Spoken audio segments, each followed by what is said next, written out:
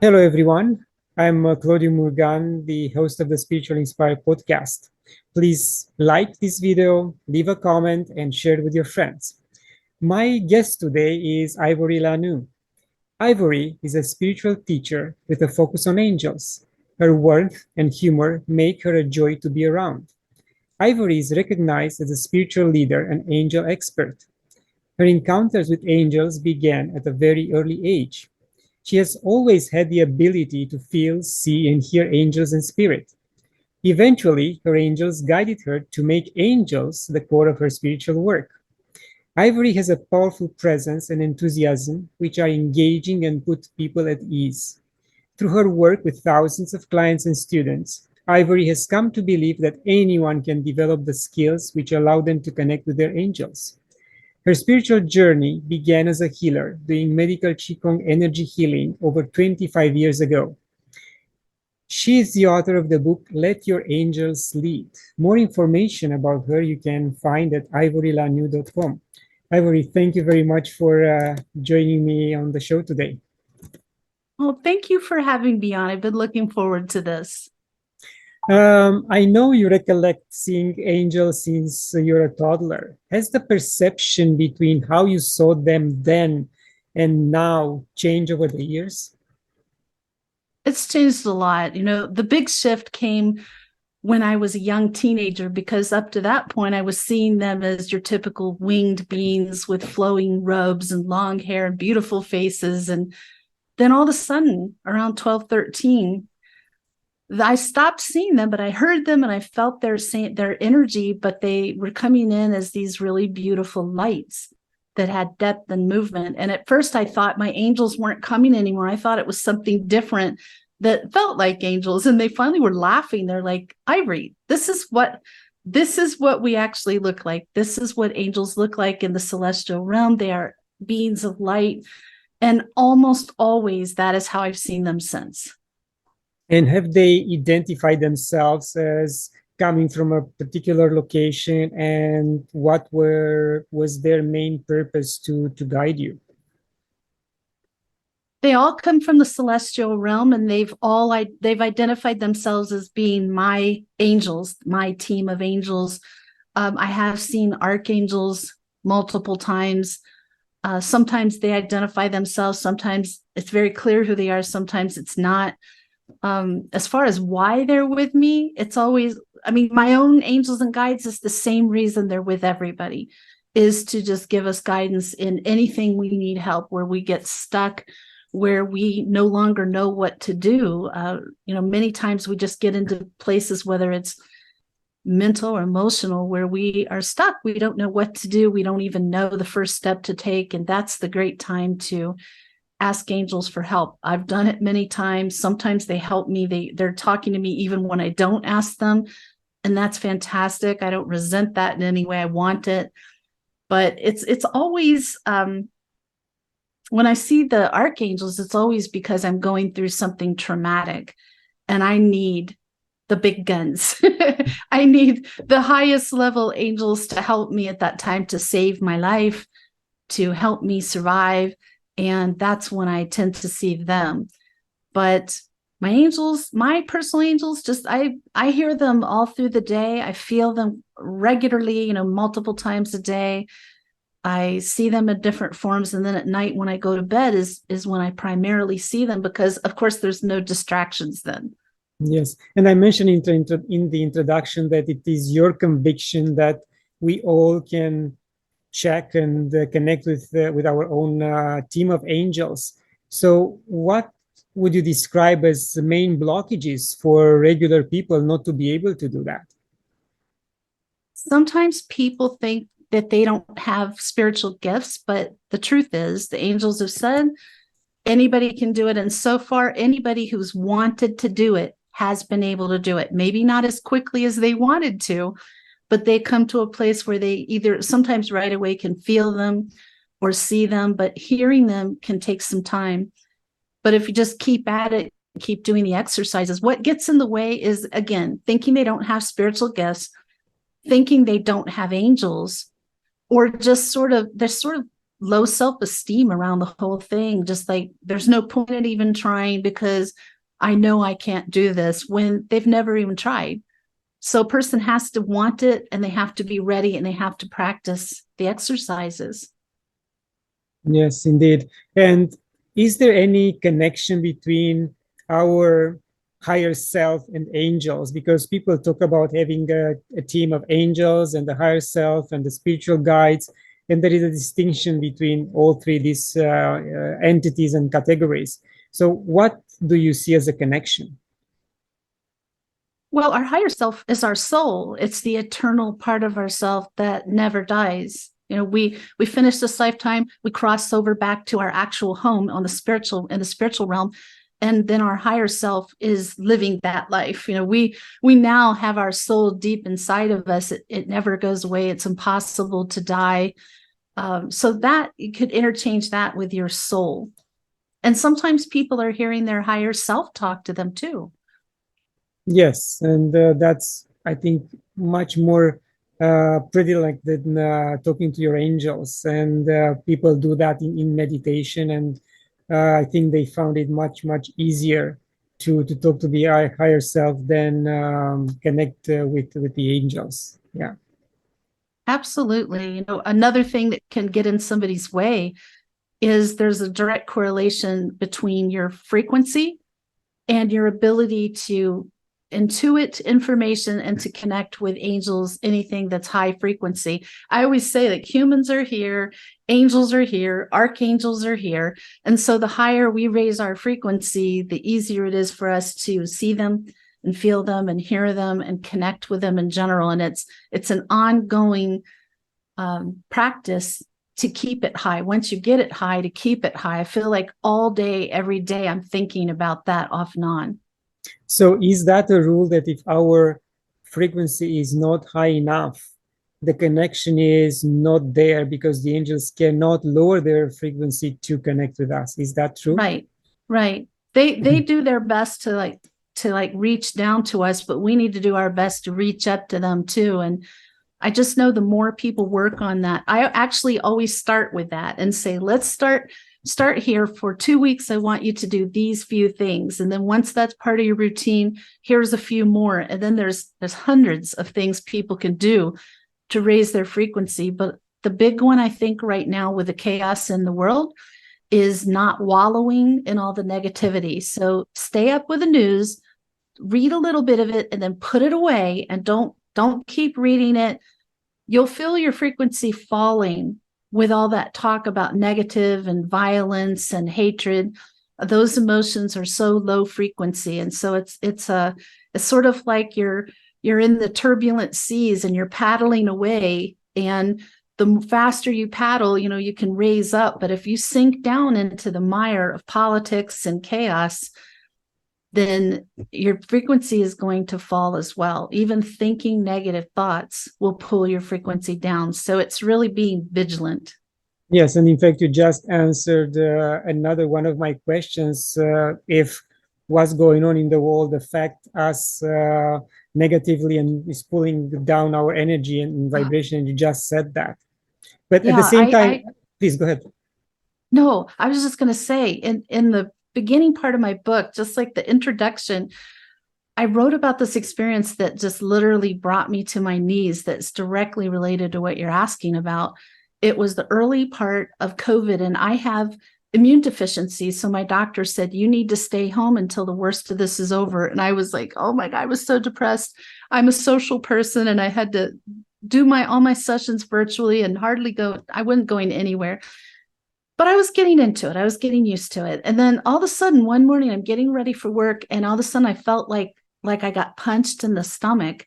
And I fell on the floor and I couldn't breathe and I couldn't get up. And I was just thinking, what in the world is going on here? And it took me a while to get myself up again. And I realized that when I started talking to some of my friends and some of my students and clients, everybody had been hit by something to one degree or another around that same time. And it was just all the collective fear and anger in the world. Just anybody who is an empath, which I am, you know, if you're raising your frequency and you're an empath, you're going to get hit hard. So a couple other times shortly after that, I felt the similar experience. And that's really what made me start paying close attention to what I'm watching, what I'm reading, what I'm talking about, what I'm thinking about more than ever. I mean, I'd known about it for decades, but that was a wake-up call. And so it's almost like this wave of negative energy going around the world that can just swipe your feet out from under you. So staying grounded is really important. I'm big on that, earthing. And I have a grounding mat that I use, but I'm a very grounded person anyway. But we have to pay special attention to that. I don't want to get too out there and not be, living this human experience. I don't want to be thinking about what might happen, but more focused on what's happening right now, today.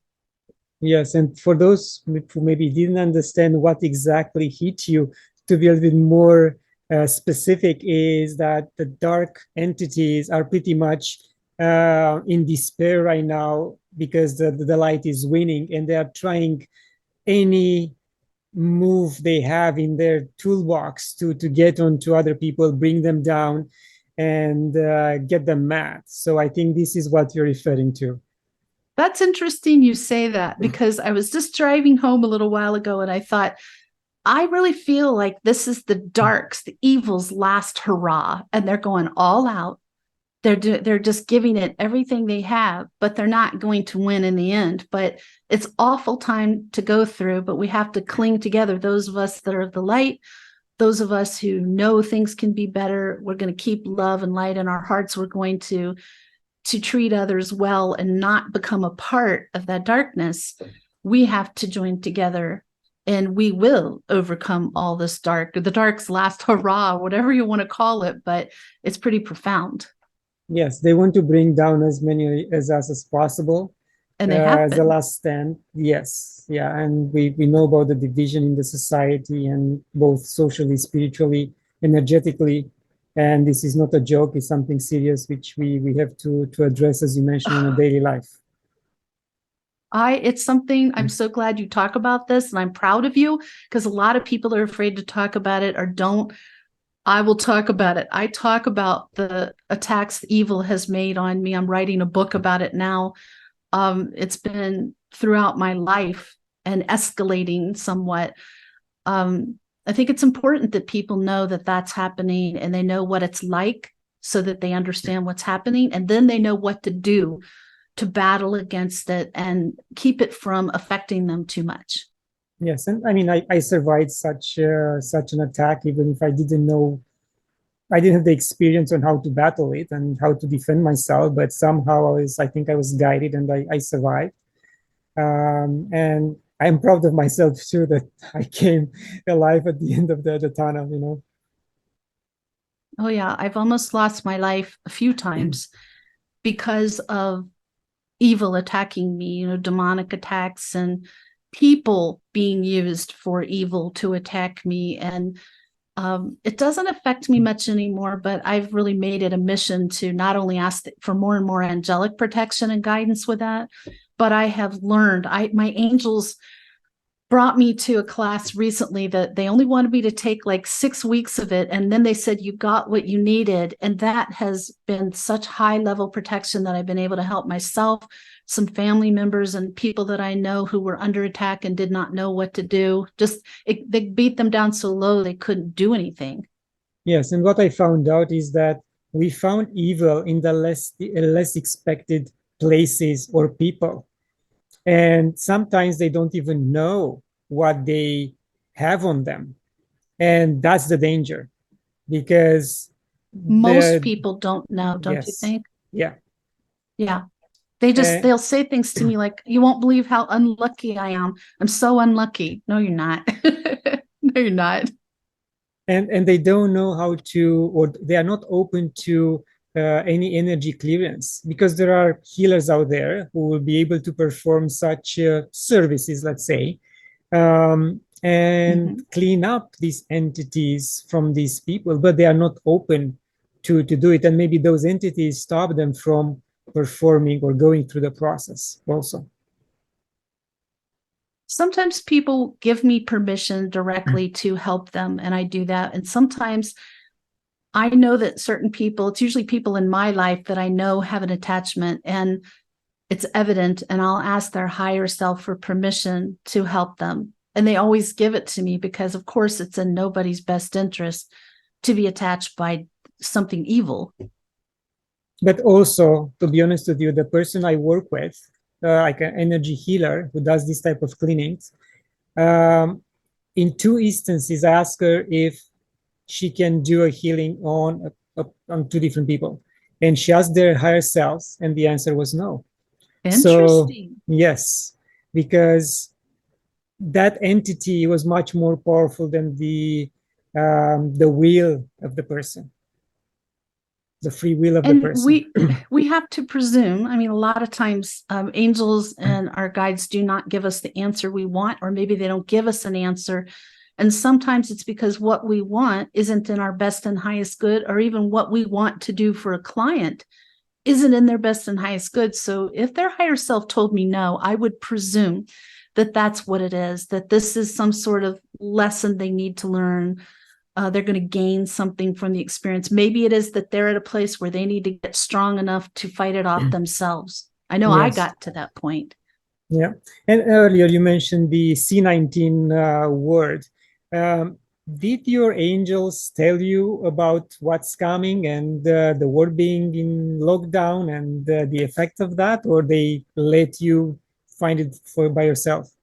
Kind of. My business partner, who recently passed away just a few weeks ago, she and I and another friend of ours who was working with us at Sedona Soul Sisters at the time, all of us just started talking. We're like, I don't know about you, I am feeling like there's something terrible coming. And they're like, I know. And so the only thing I really had, like, I kept asking what it was and I didn't get any answer. But when I go to the grocery store, I live by myself and I eat primarily fresh vegetables. I'd go to the grocery store and they'd be like, buy 3 cans of that, buy some cans of this, get a can opener, get this. Oh, they had me buy lots of toilet paper too, which I thought was interesting, but I just listen to what they say now.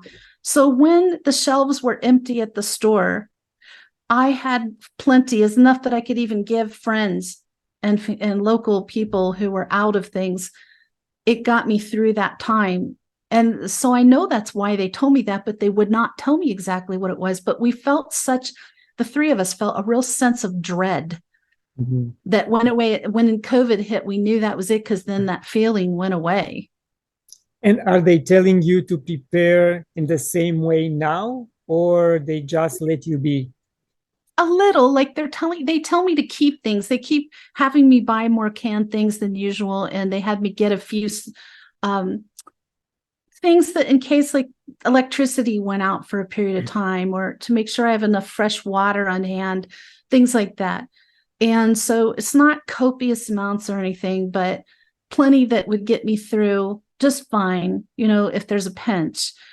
I also don't want to be like hoarding supplies of things. That's not necessary, but they do have me buy some different things than I would normally buy, but not like they were right before COVID. Okay. So now you can call yourself a prepper. Yeah, pretty much. Pretty much. Yeah, Once that's in a while interesting. they're telling me buy this or that, but nothing major like before.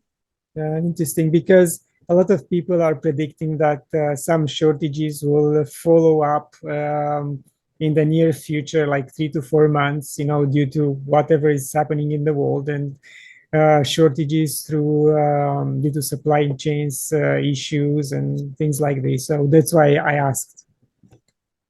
They're not talking to me about that so much, but I think we're seeing a little bit of that already because of climate change has affected crops so dramatically, and wars, so we're not having import export like we normally do.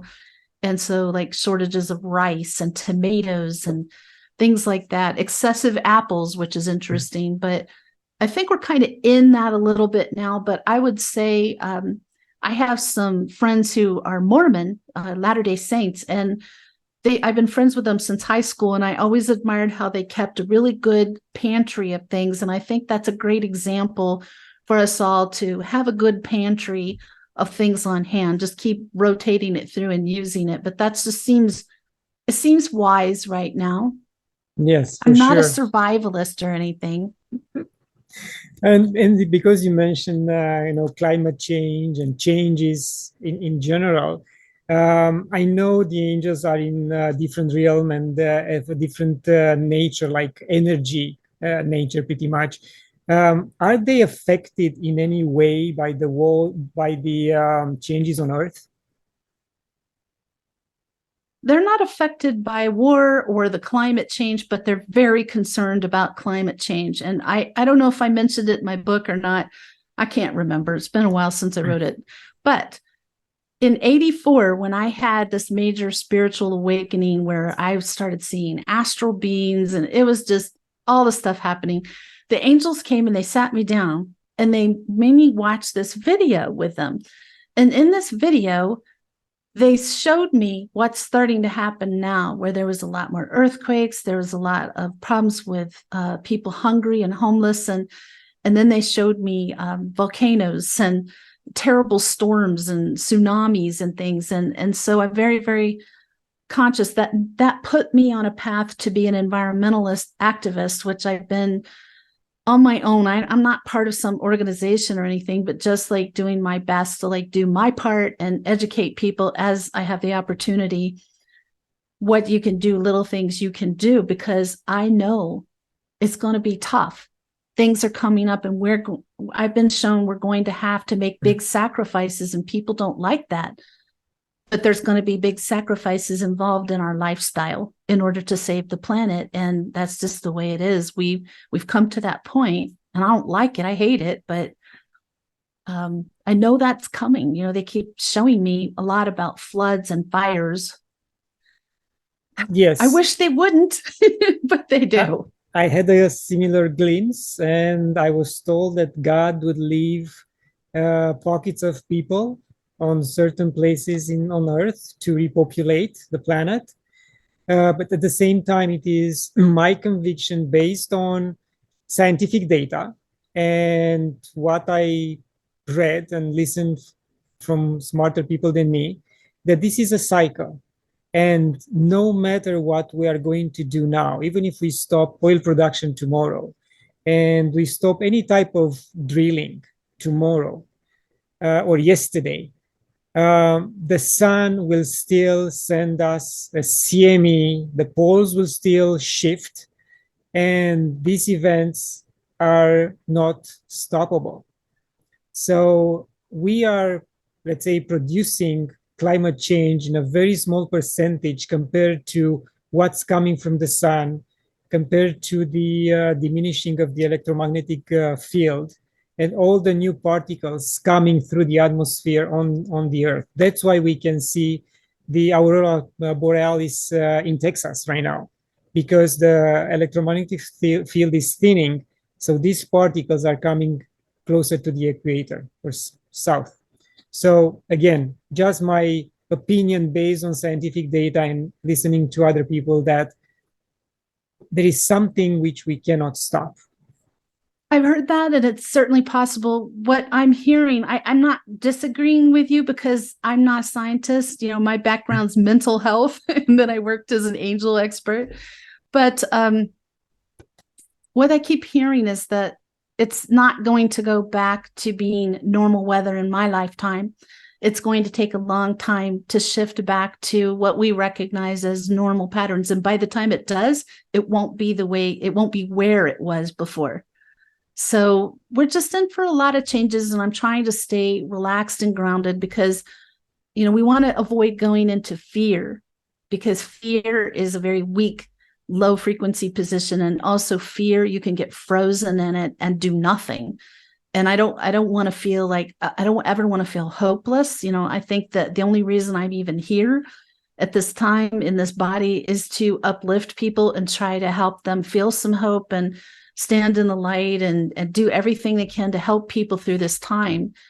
Whatever that is that's presented to me, you know, I never know for sure where the angels are, what they have intended for me next. I just keep doing what they tell me to do. Yeah, and I agree with you. And the moment we accept the facts, I think fear is gone. and we Yeah. just keep a clear mind and we are ready for whatever comes our way. And we can, as you said, act consciously with no fear Mhm. and be the lighting guide for others. Yes. Yes. And I know there's so many millions of people on the planet. I don't think I'm so special. I know there's millions of people out there who are doing the same thing, and it gives me a lot of hope and it fills my heart. I wouldn't want to be one of the few who are here to do that. I just feel like every generation there's more and more light workers coming in, and people who are absolutely aware they have a mission here and they're willing to dedicate their life to it. And that's a beautiful thing. Yes, there are a lot of walk-ins these days, and I interviewed like 3 or 4 of them, and their stories are just unbelievable. It is. Some of these young kids coming in, I meet them. I had a 7-year-old here to see me about 2 weeks ago. Total light worker, totally here for a mission. She's just too young to get that yet, but she's just one example. And I meet these children, and it's like sitting down with a 70-year-old guru who's been on a lifelong spiritual journey, having a conversation with them. And it's mind-blowing and it's beautiful all at the same time. Yes. Ivory, what happens to the angels after we transition from this lifetime? Are they assigned to someone else? We have some that are assigned just to us. I know I have two. Most people have two that are theirs for life. And then all the others kind of rotate in and out. They're here as we need them for specific reasons. Let's say that right now you need to learn a specific lesson about being strong or confident. They're going to be called in and they're going to be with you until you've got a grasp on that. Then they're going to go to somebody else. And some people think they have archangels on their teams, and I think people have archangels with them for periods of time, but archangels are for everybody on the planet. They're not, if they were with just somebody, they couldn't be available for other people, but they can be with many, many people at the same time. But it's nice to know, because we have at least two that are ours own, that are just focused on us from birth to death. We're never interrupting them. They don't have anything more important to do or think about or focus on than guiding us. And what it is we just want to be better souls. That's why we're here, to be better souls. I feel like Earth is the immersive learning ultimate. Yes, and I think they knock on our door every single day. Hey, can you hear me? Can you hear me? And we are just not paying attention because again, we are not fine-tuned on their frequency. It's true. What makes me really feel happy? Oh, many things, but this makes me feel happy. I'm seeing more people come to see me as clients who are in the corporate world, sometimes very high up in the corporate world, and they are ready to get out, and they just realize that it's not all about making money and getting all the stuff. Like, they feel this big emptiness inside, and they want to start doing something to help mankind in some way. It's a small group or the world as a whole. I love that. That's some of my happiest days when I see that happening, because I know they're having just this major spiritual shift. And it's also better because they leave the ship before the ship sinks to the bottom of the sea, because some of them they are not too big to fail, and when the crash will come, a lot of people will be left out, and it's better to have a plan before that thing happens. You asked me something, and I kind of forgot to tell you this. Back in '84, when they showed me that video, they also, at the end of it, they showed me where mankind is headed. And I hope it's soon. It looked wonderful to me. We were living in little villages, and there was no technology at all of any kind. And people were living very in, like, not a commune, but they were working together. They were growing food together, eating together, playing, having fun together. And it just seemed so, so joyous and so uncomplicated. And it felt really good to me. I would love to have that right now. I'm not sure that's going to happen in my lifetime, but I just kind of want to put it out there that things can change dramatically. And you might think that's regressing, but those people were the happiest people I've ever seen as a whole. Yeah, it is going to happen in our lifetime for sure. The only drawback for where I live in Canada is that it's going to be colder than it is right now. So the summer will be shorter, and we'll have to adapt to that type of climate and be happy at the same time? Yeah, you find a way to adapt and to be happy given the circumstances given to you. I just keep reminding myself if I start going down that human road of, oh, change, big change, oh, I don't want that, and I remind myself this is such a brief existence for all of us, and it's really about growing our soul, and that we'll go back to the other side, and we're gonna look at everything we did right and wrong, and how lessons we learned, and we will be wiser. And if we get the chance to do it again, not sure I want to right now, but if we get the chance to do it again, hopefully we approach it with that wisdom. Yes. Ivory, how important it is for someone to start a journal after they connect with their angels? It's very big. As a matter of fact, that's why my angels, I talk about it all the time in my book, in my sessions. I've kept journals for about 40 years, and it started out as an angel journal, but what I wrote recently is an angel journal that's available now. But it's important to keep track, like the day, the time that you experienced something, whether you felt something, saw something, heard something, whether you feel pushed, motivated internally to do something. You need to keep track of that, because that's part of how you know that you are getting angelic messages. If you keep hearing the same message over and over and over, they're just urgently waiting for you to act on it. If you never quite realize, oh, that's angels talking to me, you will if you journal it, because you can go back and read over it. I look back at some of mine, and there's stuff in there that's big that I didn't even remember at all. Interesting. And do you interact with any other type of spirits, like a tree spirit, rock, or any other entities? These beings come to me and have, as my frequency raised up a little higher, it's not like I asked them to do it, but I've always seen the astral beings since 84, and the angels never stop. But then sometimes other beings come in that are like councils, and sometimes they're ultra terrestrials, which are beings from, they could be another dimension, it could be another planet. They feel more like they're from another dimension, but they are definitely of the light, and they have the same energy and intentions as angels do. And they've come to me, various ones, a lot. And I journal about that too, because it feels important. Sometimes they bring me things that I don't even know what they are. They try to get me to go through doorways, all kinds of things. But as far as other beings, the only other thing that's ever come to me is fairies, which I think is hilarious, because I have Irish blood, and my mother is totally Irish. I do like fairies, but I never thought I'd actually see them. So it kind of makes me laugh a little bit, but I'm a fairy girl. So yeah, I like fairies too. And I have seen some of those.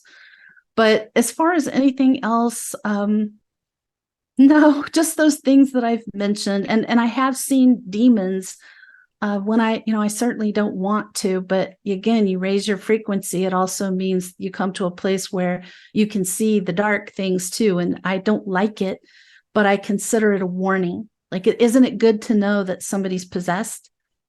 So I can see if someone's possessed, and I can feel it, but I can see it. And I've seen people appear as demons right before my eyes and then go back into human form. And, I worked in mental health. I would know if I have schizophrenia or some other mental condition. I do not. I'm super level-headed. But these are things that other people are seeing too. And it seems like it's happening more and more. But then again, we talked about that, this wave of evil, that's going to happen with the wave of evil. Yes, so this gift sometimes could be a blessing, but that occurs at the same time, depending on how strong one is to handle the other side, the dark side you just mentioned, and be able to protect against it. Or sometimes just walk away. If you can walk away and just cut that person out of your life, you need to do that. Avoid them at all costs, because who knows what they're going to do. Yes, they certainly aren't going to be my friend. Nobody likes, no evil person likes a light worker. It's like opposite sides of the battlefield. So, yeah. Yes. Ivory, do you regret leaving behind your musical career? I'm not, I still sing. I started singing regularly again. I sang Sunday night. Right now, I really miss singing in the band. I was in a Celtic band for a long time, and we had so much fun playing in Vegas and all around the Southwest. And I've sung in a lot of groups, but now I'm just singing for the pure pleasure of it, like at open mics and some fundraising events for a local theater. And I sing every other week at least. And it's brought a lot of joy into my life, because that's the one thing I felt like was really missing from my soul. I came into this world as a baby, singing into everything I could get, like it's a microphone. So singing on stage, I've been doing since I was 5. Well, I'm really happy that you didn't give up on the musical talents, and you are still doing it, because I saw it in your bio, and I wanted to ask you about it. I definitely will. And I'm actually, my angels have been pushing me to do some YouTube videos of singing, and I'm not quite sure what I'm going to do with that yet, because I'm not looking to just entertain people with singing, but it has to be some tie with spirituality. And I still haven't gotten a clear vision of that. So I'm not doing it until I get that. Otherwise, I do it because it just makes me so happy. Yes. I mean, I know I need music in my life. And Saturday mornings, when I prepare breakfast for my whole family, I just put on some music, even it's Panamanian, Italian, South American, doesn't matter, African music. I try everything, and I enjoy it because it's different. Mm-hmm. I was just telling my brother, I was visiting him and my parents last week, and we were talking about music, and I'm going to be old fashioned. I don't want to not have a CD player in my car ever, because I have a big collection of CDs, and I have world music, like Brazilian and African and a lot of Celtic and bluegrass and things that aren't on the streaming channels that you can get. So, yeah, I'm like you. I have an eclectic enjoyment of music for sure. Yeah, I had to try to move all the CDs into MP3s, the new technology. I mean, it's not new anymore, but I asked my boys to do that for me. So they transfer about 50, 60 CDs on small USB sticks, and I can carry them around. I have that too. My daughter has tried to drag me into the current times with that, and I'm getting there. But coming back to raising frequency, two of the fastest ways to raise your frequency is singing and dancing. So is it any wonder that brings so much joy? For me, singing, I used to do a lot of dancing too. My body won't let me do too much of that anymore. But singing, yes, definitely. Thank you for sharing that. And Ivory, what are the programs people might be interested in to contact you and taking with you? Well, the primary thing that I do, what most people come to me for, is to meet their angels and guides. And so I have a Meet Your Angelic Guides session where it's basically mediumship with angels and guides. And so I have them come in one at a time and give their names, and I tell them what their colors are and what their messages are for them and why they're with them. And that's the number one thing I do. But I also do a lot of psychic sessions, and especially for business. I just started out doing it for business and kept doing that. Spiritual counseling. I came from a mental health background, and it's very comfortable for me to offer some comfort to people who are waking up to their gifts, who are confused, who are stuck on their journey. I like to help them through this and to figure out what their gifts are and help them sort things kind of as they come to these junctures on their journey, to help them through that. And then I mentor people for their spiritual gifts. I mentor people for angel communicator, mediumship, psychic, and empath. So those are the primary things I do. Yes, perfect. Thank you. What would you consider a fulfilled life? Well, I have family who love me, and I love them. I have great friends. I have the joy of being so passionate about the work that I do. I don't want to ever fully retire from it. I want to do this as long as I absolutely can.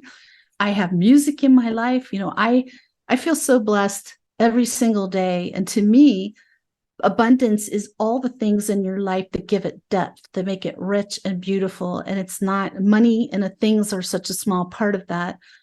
It's really anything that brings you happiness. And I'm just a happy person by nature, but I just love life. I feel so grateful for many, many things in my life. Ivory, thank you for your presence, for your light. We are approaching the end of the interview. Any final thoughts? I just encourage people, if you are interested in communicating with your angels, check out my book. It's on Amazon, Let Your Angels Lead. And again, that angel journal is on there too. It's called Celestial Connections Angel Journal. Start going through that first exercise and stick with it. And please don't give up too early. That's the most common mistake. People think, well, I did the exercises for 2 weeks and I still don't feel angels. What if it takes you a year? What if it takes you 2 years to fully connect with your angels, and then going forward, you never lose it again? It's worth the effort. Nothing else in life can replace that level of guidance and support. So I know you can do it. I have faith in every one of you. Yeah, it's short-term pain for long-term gain, pretty much in anything you try. It really is. And so, I'm here to support. Please, if you have questions, let me know. But thank you so much for having me on your show today. It was a real pleasure. Thank you. Same here, and all the best. And we'll keep in touch. Thank you very much. You're welcome. And to my viewers, thank you for joining. Share it, like it. Visit spiritualinspired.ca or my personal website, claudiumurgan.com. And until next time, love and gratitude.